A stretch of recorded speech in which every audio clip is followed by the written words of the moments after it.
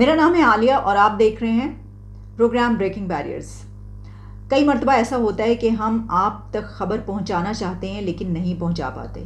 کیونکہ کبھی وقت کی کمی ہوتی ہے اور کبھی خبر ایسی ہوتی ہے کہ آپ کو بتا ہی نہیں سکتے۔ اب ایک ایسی ہی خبر سامنے آ رہی ہے اور میں نے سوچا کہ ہم بھی آپ کو بتا ہی دیں، جب کچھ اور لوگ بھی اس کے اوپر بات کریں۔ اور ہم نے تو آپ کو یہاں تک بتا دیا تھا، آپ کو یاد ہو کور کمانڈر لاہور جو فیاض غنی صاحب ہے، ان کا نام تو جب یہ 9 مئی کے واقعات ہوئے ہیں 2-3 دن کے بعد ہی آنا شروع ہو گیا تھا، کیونکہ انہی کے ماتحت سب کچھ تھا۔ اور وہ تو پھر بات باہر جب نکلی تو خبریں جو تھیں ہم نے آپ تک پہنچائیں، لیکن یہ نہیں پتا تھا کہ 111 بریگیڈ کا بھی اس میں کوئی کردار ہوگا۔ اب 111 بریگیڈ کو ہم سے زیادہ کون جانتا ہے؟ بھئی کتنی مرتبہ کو ہو چکا ہے۔ اور یہ بات یاد رکھیے گا کہ جب سویلینز کا تختہ الٹنے کے لیے کو ہوتا ہے، جو کہ کئی بار ہمیں اس تجربے سے گزرنا پڑا ہے، تو اس میں سب سے پہلے 111 بریگیڈ آیا کرتی ہے اور پھر وہ ہر جگہ چھاچو جاتی ہے، اور اسی کے انڈر ہوتا ہے کہ اس نے کتنے فوجی تعینات کرنے ہیں، کہاں پر لگانے ہیں، کون سے کیا پہلے پی ٹی وی پر بھیجنا ہے، ریڈیو پر بھیجنا ہے، کہاں پر کس کو تعینات کرنا ہے، کس طریقے سے جو ہے اب گرفتاریاں ہوں گی اور وزیر اعظم کو اور دوسروں کو گرفتار کیا جائے گا وغیرہ وغیرہ وغیرہ۔ اس کی تو بہت ساری ڈیٹیلز اب آپ کو، جیسے میں نے کہا کہ ہم سے بہتر کون جانتا ہوگا یہ بات۔ تو اب اس میں بھی 111 بریگیڈ کا کوئی کردار شامل تھا، اور اب اس سے بھی پوچھ گچھ ہو رہی ہے۔ جو گرفتاریاں ہوئی ہیں اور جو ٹرائلز چلیں گے تو اس میں ایسا یعنی کہ 111 سے بھی لوگ موجود ہیں، تو یعنی اس سے یہ امپریشن سٹرونگ ہوتا ہے کہ یہ ایک جو بات کہی گئی کو کرنے کی سویلینس کے خلاف نہیں بلکہ ادارے کے اندر ہی ایک بغاوت یا اس طرح کی جو کوشش ہے، تو جب یہ 111 بریگیڈ کا نام آتا ہے نا، کوئی لیتا ہے، تو اس سے یہ امپریشن جو ہے بہت سخت ہو جاتا ہے کہ ہاں بہت سٹرونگ ہو جاتا ہے کہ یہ تو پھر یہی کوئی چکر تھا۔ اب دیکھیے کہ اس میں ہم نے یہ سوچا کہ فوری کے فوری، دستی کے دستی، جیسے یہ پریس کانفرنس ہوگی تو خان صاحب کا جو ہے وہ خطاب آئے گا اور ہم بھی اس کو دستی کے دستی آپ تک پہنچائیں گے۔ لیکن ہوا کچھ یوں کہ انتظار کر کر کے سوکھ کے کانٹے کی طرح ہو گئے۔ ویسے تو خان صاحب یہ کہتے ہیں نا کہ مجھ پہ کانٹا لگایا جا رہا ہے، تو ان کے خطاب کے انتظار میں بھی سوکھ کے کانٹا ہو گئے، لیکن خطاب نہیں آیا۔ خان صاحب خطاب نہیں کیا آپ نے آج، تو وہ کہتے ہیں نا کہ سناٹا کیوں ہے بھائی؟ سناٹا جو ہے وہ خطاب کی حد تک تو ہے، لیکن ایسا محسوس ہو رہا ہے کہ اب عمران خان کو بھی یہ پریس کانفرنس بڑی زور سے لگی ہے، اور اب وہ یہ اسٹریٹجی اپنی بنا رہے ہیں۔ ایسے ہی ہے نا کہ اگر انہوں نے، ویسے تو وہ فوری طور پر آ کر کچھ کہہ سکتے تھے، لیکن اب انہوں نے یہ دیکھنا ہے کہ وہ اس کے بارے میں کیا کہیں گے، اب ان کا کیا سٹینس ہے، اب انہوں نے کیا اسٹریٹجی اپنانی ہے۔ چلیں ان کی اسٹریٹجیز پر پھر کسی دن بات کریں گے۔ ہوا کچھ یوں کہ ان کی پارٹی کی طرف سے ایک سٹینس نظر آیا، اور سوشل میڈیا پہ ہم دیکھ رہے تھے، ہم نے کہا اچھا کیا کسی نے کچھ کہا، دیکھیں ذرا، تو پتہ ہی چلا کہ پی ٹی آئی کی طرف سے ایک تو یہ کہ ویڈیوز شیئر کروائی جا رہی ہیں، جو دوسرے پولیٹیشینز ہیں، پولیٹیکل لیڈرز ہیں، آصف علی زرداری، نواز شریف، مریم نواز اور دیگر، ان کی کچھ ویڈیوز ایسی شیئر کروائی جا رہی ہیں کہ جس میں انہوں نے بھی ادارے کے خلاف، جرنیلوں کے خلاف یا اس طرح کی جو ہے وہ گفتگو کی ہوئی ہے کہ بھائی یہ بھی تو دیکھیے، یہ بھی کر چکے ہیں، تو اگر ہمارے لیڈر نے کچھ ایسا کر دیا تو اس کے اوپر اتنی سختی جو ہے وہ کیوں کی جا رہی ہے۔ لیکن مسئلہ یہ ہے کہ وہ جو بیانات تھے، یعنی گیدڑ، میر جعفر، میر صادق، وہ تو اب فیز گزر چکا ہے۔ اب تو یہ جو ہے یہ تو اس سے بہت آگے آ گیا نا، یعنی صورتحال تو اب تبدیل ہو چکی ہے، اس پہ تو مسائل ہی کچھ اور ہیں، اس سے بہت آگے بات جا چکی ہے۔ تو اسی میں پھر یہ بھی خبر ملی کہ شہباز گل صاحب، بلکہ میں ان کا پروگرام ہی دیکھ رہی تھی تو پتہ یہ چلا کہ ان کو اشتہاری قرار دینے کے لیے آرڈرز جاری کر دیے گئے ہیں۔ شہباز گل اب وانٹڈ ہو چکے ہیں،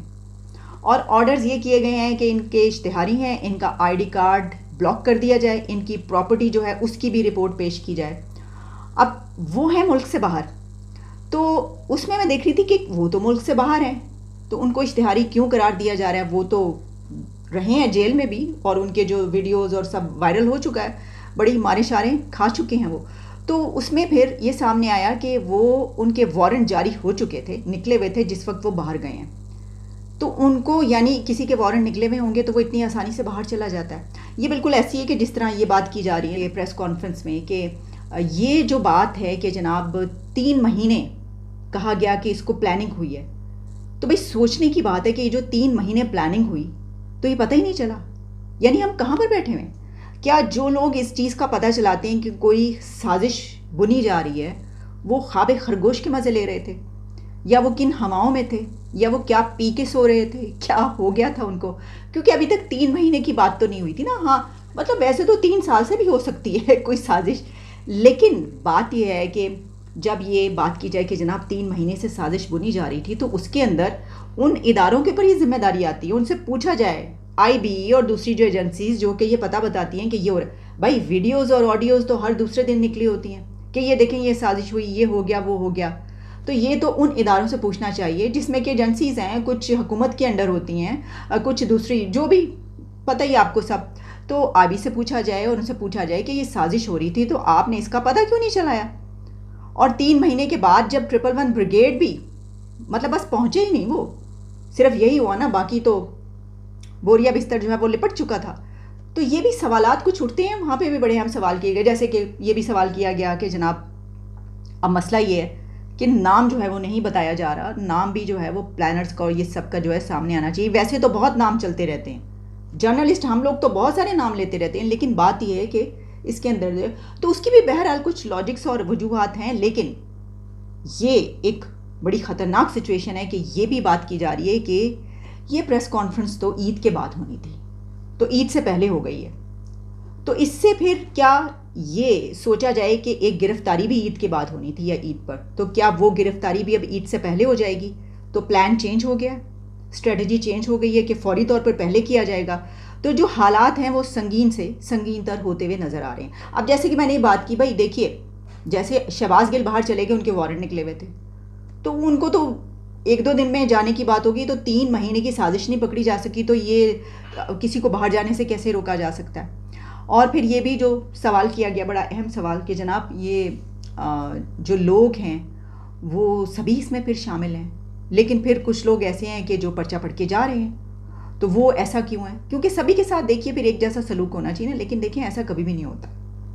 کیونکہ جو اپنی پارٹی کے ساتھ سٹینڈ کرے، کھڑا رہے، ایسے بہت کم لوگ ہوتے ہیں. زیادہ ہی ہوتے ہیں کہ جب دیکھتے ہیں کہ مشکل وقت ہے تو وہ نہیں سہ سکتے. اچھا اس میں ہم برا بھی نہیں کہہ سکتے، جیسے کہ بلکہ ان کے لیڈر نے ان کو کہا کہ میں کسی کو برا نہیں کہہ رہا، جانا چاہتے ہیں تو ٹھیک ہے، کیونکہ میں تو خود یہ کہہ رہا ہوں کہ سختی ہے، اگر برداشت نہیں کر سکتے تو اس کو جو ہے آپ کچھ نہ کریں، چھوڑ دیں سب کچھ. میں یہ بھی بات ہے کہ سب لوگ کھڑے بھی نہیں رہتے کبھی بھی، کچھ چنندہ ہوتے ہیں، چند لوگ ہوتے ہیں کہ جو سٹینڈ کرتے ہیں اور کھڑے رہتے ہیں. تو اب کیا شہباز گل اپنا پروگرام جاری رکھ سکیں گے؟ کیونکہ ابھی تو میں نے کل ان کا پروگرام دیکھا، وہ پوٹن کے خلاف جو بغاوت ہو رہی تھی، انہوں نے بڑے دھڑلے سے جو ہے وہ 2 ٹوک ہو کے بولی بغاوت کی بات کر رہے تھے وہ، کہ دیکھیے وہاں پہ بغاوت ہو گئی ہے، ان کا شیف جو ہے اسی نے اس کے خلاف بغاوت کر دی ہے. تو بس اس کے بعد اس کی دیر تھی. اب دیکھ لیں ان کے جو ہے نا وارنٹ نکل چکے ہیں. اور ویسے ان کو تو دیکھیے نا اس طریقے سے بھی واپس لایا جا سکتا ہے کہ یہ بات کی جا رہی ہے کہ باہر کے ملکوں میں جتنے بھی لوگ ہیں ان کی گرفتاریاں ہوں گی اور ان کو انٹرپول کے ذریعے واپس لایا جائے گا. تو پھر یہ تو کرنے کی ضرورت ہی نہیں، وہ جب انٹرپول کے ذریعے سب کو واپس لا رہے ہیں تو ان کو بھی ساتھ ہی جو ہے وہ لے آئیں. اچھا جی، ایک اور جو سچویشن ہے وہ یہ ہے کہ جب یہ بات کی گئی ہے کہ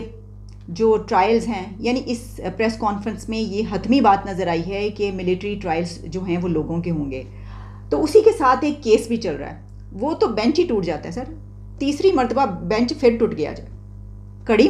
مڑی بینچ ٹوٹ جاتا ہے. تو بینچ اب تیسری بار ٹوٹا ہے اور لگتا نہیں ہے کہ یہ بینچ سلامت رہے گا. کرسی نہیں ٹوٹتی، کرسی سلامت رہتی ہے، کسی نہ کسی کے پاس ادلا بدلی ہوتی رہتی ہے، لیکن جو بینچ ہے نا اس کے اوپر ادلا بدلی ہونا بڑا ہی مشکل ہو جاتا ہے، لوگ نکل جاتے ہیں بیچ سے. اب جسٹس منصور علی شاہ جو ہیں وہ نکل گئے، تو اس کے اوپر جو ملٹری ٹرائلز کا یہ کیس چل رہا ہے، چیف جسٹس نے بھی سوچا ہوگا کہ یہ تو پتہ نہیں اس کی بیل کب منڈے چڑھے گی. تو انہوں نے کہا کہ توقع ہے کہ سپریم کورٹ میں ہیئرنگ کمپلیٹ ہونے تک فوجی عدالتیں ٹرائل شروع نہیں کریں گی. اب جو کل کی پریس کانفرنس آئی ہے اس میں تو ایسا محسوس نہیں ہو رہا، جبکہ جو جج صاحب ہے ان کی طرف سے کہا جا رہا ہے کہ ہم یہ توقع کر رہے ہیں، یعنی ایسا کریں کہ اس سے پہلے ٹرائل جو ہے وہ شروع نہ کریں. تو یہ جو بینچ ٹوٹنے کی رفتار ہے، تو اس سے تو یہ لگتا ہے کہ اگلا پورا سال تو بینچ ٹوٹنے میں اور بننے میں ہی نکل جائے گا. تو آپ یہ کہنا چاہ رہے ہیں کہ یہ جب تک ایسا نہیں ہوتا تو تب تک آپ جو ہے وہ ٹرائل سٹارٹ نہ کریں. یہ بڑی ذہانت کا کام ہے، بڑی صحیح بات ہے آپ یہ کہہ رہے ہیں. تو پھر تو مجھے لگتا ہے کہ بینچ کبھی بن ہی نہیں پائے گا. چلیں اگلی خبر پر بات کرتے ہیں، اور یہ وہ خبر ہے جو میں نے آپ کو یہ کہا تھا کہ لگتا ہے کہ اگلے وزیر اعظم نواز شریف بنیں گے، جو صورتحال بتا رہی ہے، جو اس وقت نئی ڈیولپمنٹس ہو رہی ہیں. لیکن بات اب اس سے آگے نکل چکی ہے. اب آپ یہ بھی جانتے ہیں، ہم نے آپ کو یہ بتایا تھا کہ اس وقت پیپلز پارٹی اور P M L N, Nawaz Sharif کی پارٹی اور آصف علی زرداری کی پارٹی کے سب جو لیڈرز ہیں وہاں پر موجود ہیں، دبئی میں جا چکے ہیں، بلاول بھٹو بھی چلے گئے ہیں، مریم نواز پہلے ہی جا چکی ہیں، شہباز شریف بھی وہاں پر پہنچیں گے، اور وہاں پر پیپلز پارٹی اور پی ایم ایل این کے بیچ اب سیٹ ایڈجسٹمنٹ کی بات ہو رہی ہے۔ پنجاب میں پی پی کو سیٹیں نہیں ملنی، پنجاب سے پی پی نے اڑ جانا ہے، وہ پہلے بھی ایسا ہوتا رہا ہے لیکن اس بار بھی جو ہے وہ ایسا ہی ہوگا۔ تو اس کے اوپر اب بات یہ کی جا رہی ہے کہ پی پی اور پی ایم ایل این ایسی سیٹ ایڈجسٹمنٹ کریں کہ زرداری صاحب کی طرف سے نواز شریف صاحب کو یہ کہا گیا کہ پنجاب میں ہمارے کچھ لوگ جو الیکشن لڑیں گے ان کے خلاف آپ اپنے کینڈیڈیٹس کھڑے نہ کریں۔ تو دیکھیے، جب ایسی کوئی سیٹلمنٹ ہوتی ہے یا سیٹ ایڈجسٹمنٹ کی بات کی جاتی ہے الیکشن سے پہلے، تو معاملہ ہوتا ہے کچھ لو اور دو کا۔ تو یہاں پر بھی کچھ لو اور دو کے تحت ہی یہ سیٹلمنٹ ہو رہی ہوگی نا، کہ پنجاب میں پی پی کو کچھ سیٹیں دے دی جائیں کہ ان کے کینڈیڈیٹس کے سامنے، جیسے کہ راجہ پرویز اشرف ہیں اور کچھ ایسے ان کے پرومیننٹ نیمز ہیں، ان کو یہاں سے جتوا دیا جائے، ان کے آگے پی ایم ایل این کھڑی نہ ہو، اپنے کینڈیڈیٹس نہ کھڑے کریں۔ لیکن اس کے جواب میں بھی تو کچھ نواز شریف نے مانگا ہوگا نا، یا اس طرف سے کچھ دیا گیا ہوگا نا کہ یہ ہم آپ کو دے رہے ہیں تو آپ یہ لے لیں۔ تو ہو سکتا ہے کہ یہ بات کہی گئی ہو کہ کیونکہ اب وزارت عظمیٰ جو ہے وہ آپ کی طرف آ رہی ہے، اور بلاول بھٹو وزیر اعظم اگر نہیں بن رہے تو نواز شریف اگر وزیر اعظم بننا چاہتے ہیں یا ان کی باری ہے اب، یا وہ وزیر اعظم بننے کے خواہش مند ہیں، تو ٹھیک ہے ہم آپ کے ساتھ تیار ہیں، لیکن پھر آپ ایسا کریں کہ پنجاب میں آپ یہ والی اتنی سیٹیں جو ہیں یہ ہمیں دے دیں۔ تو دیکھیں، یہ تو ہم مفروضوں پہ بات کریں، ویسے یہ مفروضے ایسا اتنے مفروضے بھی نہیں ہیں، کیونکہ ہمیشہ سے ہمارے الیکشن اور ہمارے ملک کی جو سیاست ہے وہ ایسے ہی چلتی ہے، تاریخ اسی طریقے سے چلتی ہے، اور اس سے بھی یہ ایک امپریشن اسٹرانگ ہوتا ہے کہ اگلے وزیر اعظم کے لیے نواز شریف جو ہیں وہ اپنے آپ کو اور ان کی پارٹی ان کو کینڈیڈیٹ دیکھ رہی ہے، تو اس کے لیے جو ہے یہ اب سیٹلمنٹ دونوں پارٹیوں کے بیچ ہو رہی ہے۔ لیکن سر، ایک سب سے بڑا جو سیاپا ہے بیچ میں، وہ تو اس پہ تو انہوں نے بات کی یا نہیں کی؟ وہ بات تو یہ ہے کہ یہ آپ تو اپنی سیٹ کی سیٹلمنٹس عدل بدل کر رہے ہیں، لیکن جن کو دیوار سے لگایا گیا ہے، جو دیوار سے لگے ہوئے ہیں، ان کی سیٹوں کا کیا بنے گا؟ تو حالات یہ بتا رہے ہیں کہ ہو سکتا ہے کہ اس سے پہلے ڈسکوالیفیکیشن ہو جائے، نااہلی ہو جائے، گرفتاری بھی ہو سکتی ہے۔ جب ہم یہ بات کرتے ہیں نا، جیسے میں نے آپ کو کہا ملٹری ٹرائل، گرفتاری، نااہلی، اس سب میں سے جو ہوگا، جس کا مجھے لگتا ہے وہ ہے نااہلی، ڈسکوالیفیکیشن خان صاحب کی۔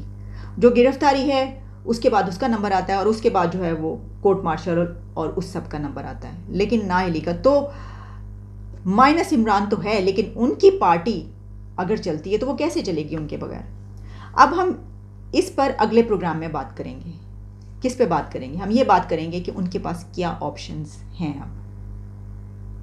تو ابھی ایک آخری خبر میں آپ کو اور بتا دیتی ہوں کہ اعتزاز احسن بھی کفن پھاڑ کے بولے ہیں۔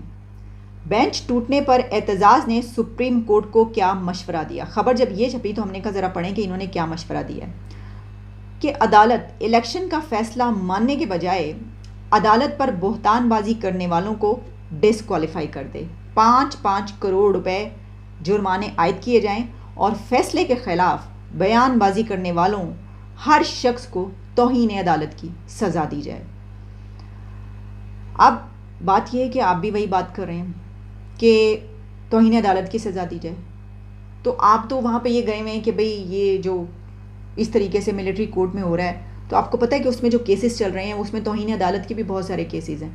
تو توہین عدالت پر اگر سزا دینے پر آئے تو بھئی یہاں پہ تو بچہ جو ہے وہ،